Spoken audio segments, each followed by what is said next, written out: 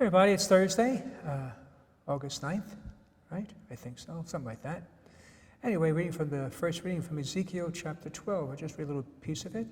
The word of the Lord came to me, Son of man, you live in the midst of a rebellious house. They have eyes to see, but do not see, ears to hear, but do not hear, for they are a rebellious house.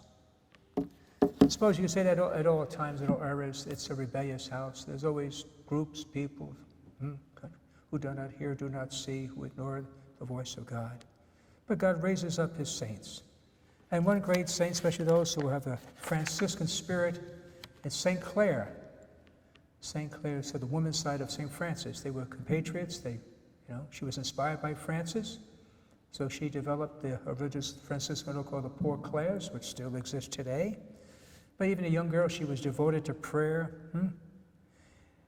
And she was an attractive young lady, and her dad wanted to marry, but as a teen, she heard Francis preach at a Lenten service in her church there in San Giorgio at Assisi, and asked him to help her to live after the manner of the gospel.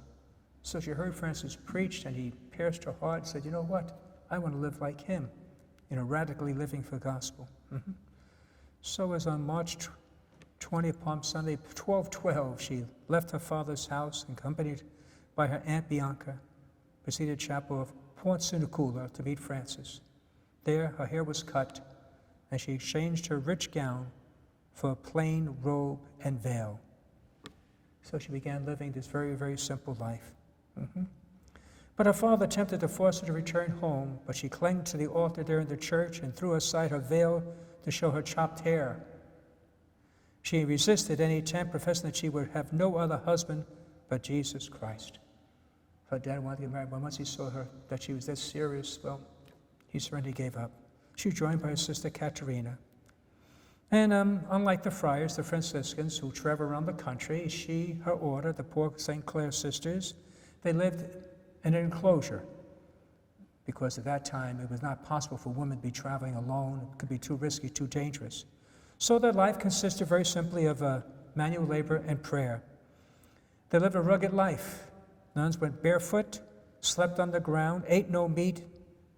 All right? So it was almost like St. Dominic, remember a couple of days ago. They really tried to live an austere, sacrificial life, to move all distractions, totally to show their love for Jesus. If you've ever seen a statue or picture sometimes of St. Clare, you'll see her holding a monstrance. Monstrance, that big gold with the host is in the center of it. We have it in the Adoration Chapel, sometimes a benediction. And why is that? It's in commemoration of the occasion when she warded away the invading soldiers of Frederick II at the gates of a convent by displaying the Blessed Sacrament and kneeling in prayer. He was about to invade and conquer.